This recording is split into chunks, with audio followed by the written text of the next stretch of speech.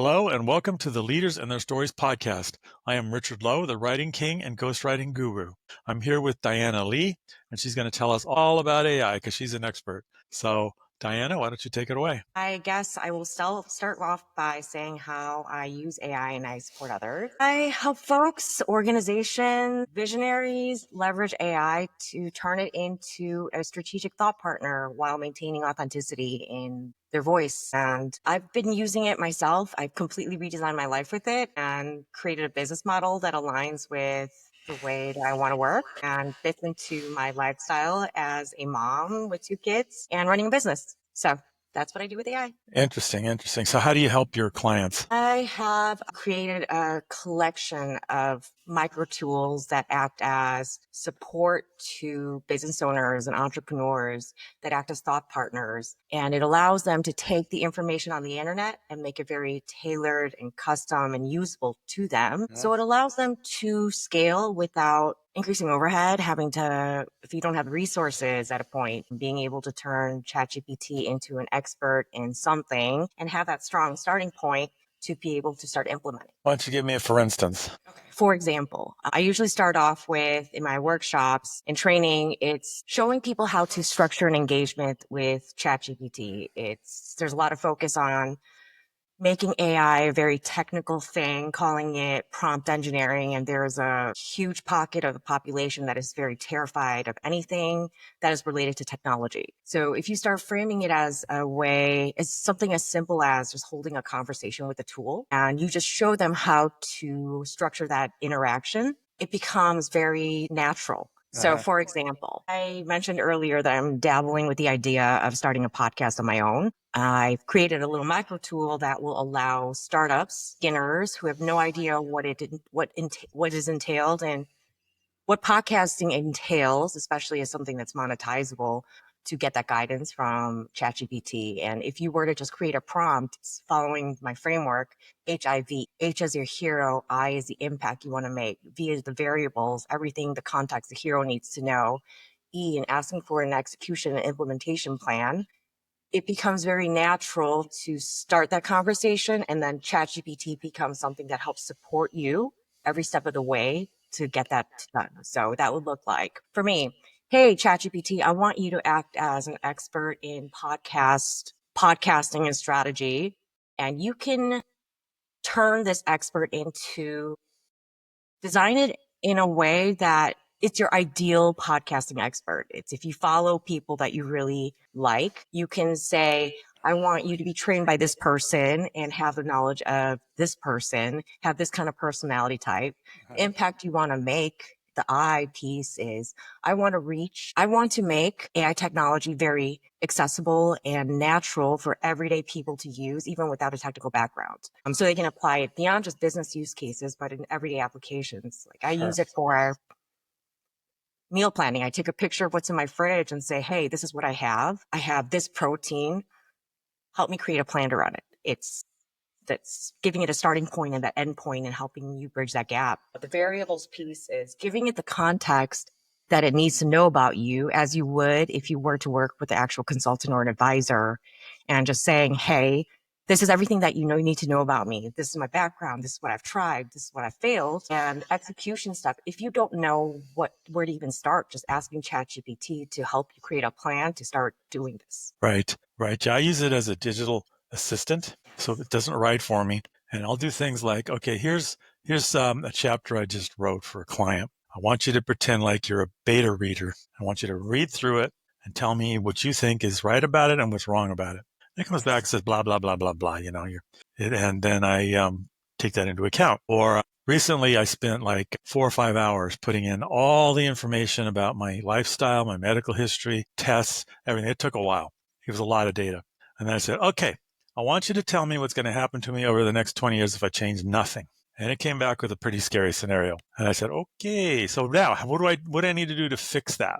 It said, exercise and eat right. In simple terms. Gave me some more than that because ChatGPT tends to be a little chatty and said, great. So I don't want to have a heart attack in a few years, so I think I'll take your advice, and been putting that in, and it was very helpful. Or with my marketing. I put in my entire marketing plan. Again, it took quite a while because I just explained it and then got answers and explained it more and stuff. And I said, okay, why isn't my marketing working as well as I think it should be in my sales and marketing? And it said, well, you're not getting qualified leads. You're getting leads, but they're not qualified.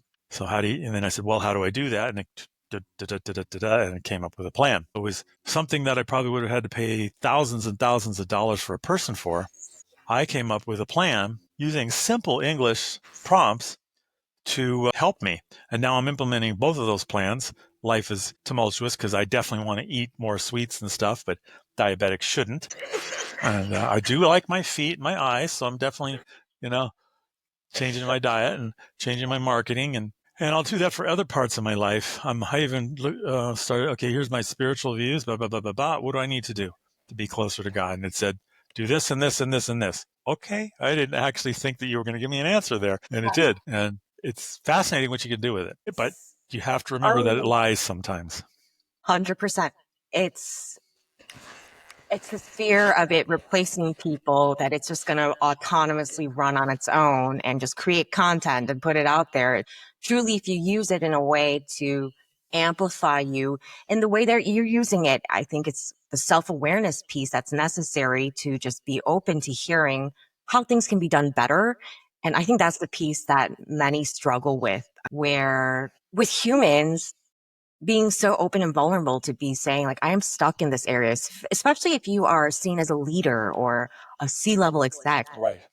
You have to be the person that knows it all and have the answers. I think a lot of folks struggle with saying, I need help. I am struggling with all of this.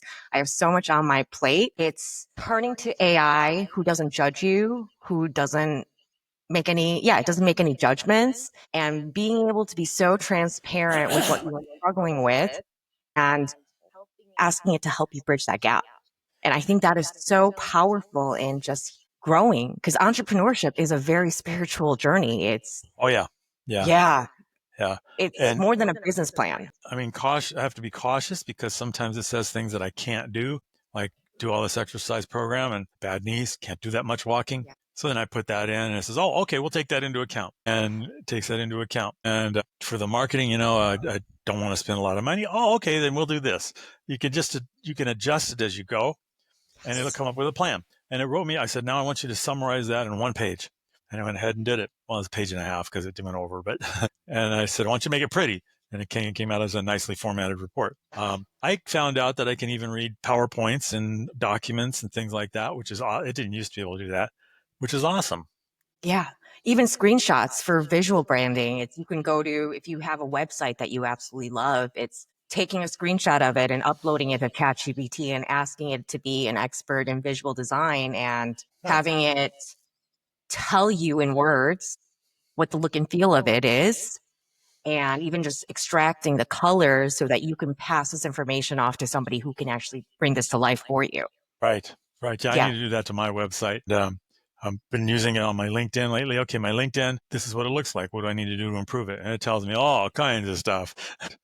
Some of it's good, some of it's bad, but at least it's ideas. Yes, I have this collection. I have a collection of about 80 micro tools I've built out in the last year and a half, where I have one that acts as an expert in LinkedIn profile optimization and is a personal branding expert, where all you need to do is, based on your LinkedIn profile, you just download that PDF, which turns it into a resume, upload it, and just simply say, this is my baseline. Please recommend how to optimize this. I'm happy to share this with you. Okay, that'd be awesome. Yeah, if you could send that to me, that would be awesome. Yeah, I'll email it to you. Definitely need to work on my LinkedIn. I think it's pretty good, but it certainly could be improved, as could everything. So it's awesome having these tools. And now, if I took a picture of my refrigerator and said, make a meal plan, it would be an empty refrigerator because I'm a bachelor, typical. There's some cheese in there and some milk, and that's about it, and maybe some eggs. And it would come up with some very boring recipes. But I could say, what do I need to buy to make good stuff? With your dietary restrictions and With my whatever dietary restrictions and my taste restrictions and preferences, preferences. your cuisine preferences, making it so specific to you that you only buy what you need to buy. And it's significant cost savings too. And you have exactly what you need to buy at the grocery store. I even did something like my cat has a habit of throwing up. And I said, why is my cat throwing up? And it gave me a bunch of answers. It could be this, could be that, could be this. So I gave it more parameters. And finally, it took about 2 hours, we narrowed it down to the food was going bad. So I went and bought new food, and cat doesn't throw up anymore. So two That's hours awesome. work, didn't have to hire a vet, didn't have to rush to the vet and find out why.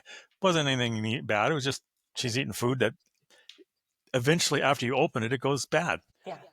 My daughter had a fever today, this morning, and she's at dad's house. And naturally, as a mom, I freak out. I'm like, do we have to take her in? What do we do? So I talked to ChatGPT. I'm like, is this considered an emergency? Even as a mom, and the concerns the worrying that I do, it helps me just kind of placate some of those concerns, and it lessens my anxiety just in general. Unless it tells you that it is an emergency. Then I know that I'm not overreacting, and I would act. Yeah. Unless it was lying. Unless it was lying. But And that is a big thing. It's called hallucinations. yes, It does lie. 100%. And you have to use your brain and go, like I did with the meal planning and stuff and the diet and exercise thing. I can't do that, or I have to do this a different way, and use my brain, engage brain. It's getting away from, I think just generally folks are still using it for really quick fixes. It's around only perpetuating the fear of AI being a replacement, right? It's create a blog for me, create an email for me and make it more professional, create a post for me for Instagram without having. But if you step back a bit and do it from a more strategic standpoint, the way that you're doing it as a thought partner, then you can just get it to a point where you have a list of blog titles and you have a starting point and ideas to start generating plans or even content. Having a plan on the content that you put out and being intentional about the content pillars that you create so that it resonates and nurtures and connects with your ideal clients online, so that you don't always have to be online all the time, and your content does that for you, and being very purposeful about what you put out, and then having that plan and passing it off to a VA so you're not stuck in the work doing it. Never mind. So anyway, yeah, that's important that you have to ask. It's garbage in, garbage out. You have to ask good questions and give it good information, or it's going to give you bad answers or bad information. And that's very important. There's a movie you probably have never watched because it's back in the 70s. It's called Colossus the Forbin Project. And it has this huge AI that's the first one that's built inside of a mountain. They literally carve out a whole mountain, put the AI in there. And it's hilarious looking at it from now, because this is an AI built with vacuum tubes and paper tape and all those kind of things and magnetic tape, literally. But they also have force fields and ray guns. So and teletypes, old 300 baud teletypes. And it's a very interesting movie to watch. You should hunt it down. It's way out of print, but you find it on eBay. What's it called? Colossus the Forbin Project. And it's about, it's what Terminator's based on. Or I think Terminator's based on it, but it's about this AI that takes over the world, and it was intended to control U.S. missile systems, and it winds up using them. And fascinating book and fascinating movie. I'll check out the book. You do have to remember that it's really dated, but it's still, that narrative still holds true in the last 2 years since OpenAI ChatGPT has been available to the public in the capacity that it is, where anyone can really just figure anything out with ChatGPT now, right? It's for free. It's a free account, as long as you know how to use it. I use the $20 account, but yeah, same thing. I love the $20 account for those micro tools that you can create, those GPTs. I like it because it just doesn't have any limits. Yes. But they changed that. My custom GPTs, I think I have to upgrade because they put a limit on it. And the next jump up is now $200 a month. Yeah, there's some things that they push up. It hasn't affected me. Okay. But I'm not sure what they pushed up. I think the deep research stuff, if you want to do very much of that, you have to go up to the next level. Yeah. I tried deep research and it didn't actually work very well for me. I didn't find it very useful. I just don't use it that way. I use it more as like a brainstorming partner and a creative partner. I brain dump into it and just help them, ask it to put words to how I feel and put labels to my emotions. And I guess I do research, but a lot of it is me driving it. Yeah. Yeah, well, I've learned not to depend on it for research, and of course, I can just put it in Google, or I don't use Google very much anymore because it's Same. Big Brother. I use Brave Search, which is based on Bing, and it's got an AI in it. It's actually pretty good, and it gives you the AI answers. And I found that works better than Google because I don't get all the stupid ads. Yep. Brave doesn't have much advertising, and they took out in Chrome and anything based on Chrome. All of their ad blockers are going away. You can't do them anymore. So you're going to get the amount of ads that's in Chrome now is disgusting. It's I all feel a ads. certain way about Google right now and just how impressionable they are by political pressure. Yeah, I've lost a lot of respect recently. For probably all of the big companies, I Yeah. would say Google's the worst. Apple's very closed and very closed-minded and very closed. Although they are, I think that the richest are pretty close. I prefer Microsoft. I find them to be more. A lot of people hate Microsoft, but I like Microsoft. I basically am the person responsible for changing Trader Joe's from Apple to Microsoft. Back when Jobs left for the first time and came back, boy, the Macs went to crap. They just went awful during that 3 or 4 year period where he was gone. They were terrible. You lost a visionary. You lost the person that Right. embodies the whole company's essence. Right. So I switched this over to Windows, and it was much better, much better. Although Windows NT was pretty buggy when it first came out. It gives me, I just feel a certain way about it because it brings me back to the days when I was working in a government space and we used Microsoft. So just in my body, I still feel a little bit of trauma around it. I Oh, understand totally. I understand totally. I feel a lot more freedom outside of that ecosystem. I've been using Windows since it was Windows 1.1. I used it back when, I'm so used to it that Mac is totally foreign to me. And that's probably the big reason why I don't use Apple. That, and it's twice as expensive as anything else. And it's closed. It's a closed environment. Microsoft's more open. For me, Apple is very intuitive, the way that it just connects my phone to my iPad to my laptop, the continuity of information. It's just Yeah. so That's because it's a easy. closed environment. They can control that. But AI, I gather that Alexa is going to put AI in there pretty soon, and they're going to charge for it. Oh, I'm sure. And I won't be doing that. I've never been impressed with Alexa. I use it simply to ask, "Wake me up," and "Is it raining?" And that's about it. And music while I'm in the kitchen. I have these little docks throughout my house, but Yeah. it also feels really invasive sometimes. And I don't know. I just know that it's always listening. Oh, I'll say something that sounds like it, and I'm surprised it didn't answer when I said a word. And it'll say, "Hey, what do you want?" I'm like, "Just shut up. Just be quiet." And probably the only time you can tell a woman, because I think of Alexa as a woman, to shut up without getting creamed. You don't know what you're talking about, Alexa. Exactly. Exactly. And you go as a man, you go tell a woman that. Or the calm downs, right? Alexa, calm down. Yes, that's definitely not something you want to say when you're married. She responded. She's like, okay, I'll stay calm. Alexa, you're overreacting. Yeah, Are you trying to get murdered, Richard? I was married, and those were the phrases that you don't say to your wife if you want to be sleeping not in the doghouse. If you want to wake up alive, you don't say that. Exactly, exactly. I learned that the hard way, and she was from Guatemala and had the Latin temper. So, No need to elaborate. Wolverine claws. Yeah, yeah. It's Funny story. We both took a liking to WWE at the time. This is in the 90s, and certain wrestlers and things, and we would both stand around screaming at the wrestlers when we were, especially it was a great way to let off steam. And I look back, those wrestling things are pretty stupid, but they're still entertaining, especially back then because they were rated R instead of now they're rated like G. And the They, costumes. the costumes were great, the acts were funny, and anyway, that was a big diversion from the subject. No, that's good. I mean, that's the point of this, right? Just go with the flow. Go with the flow. That's the way I like these to work. Yeah, I haven't tried AI. I've tried AI art. I use Leonardo, and it works. Still difficult to tell exactly what you want.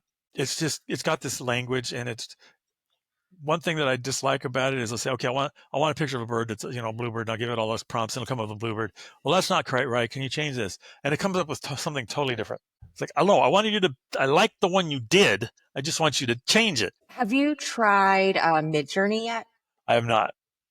I really like Midjourney to create series of images that have the same look and feel. There's a little bit of a learning curve, but this is how I created a tool in ChatGPT that it will craft a prompt for Midjourney so that now I can copy and paste it into there and get the series.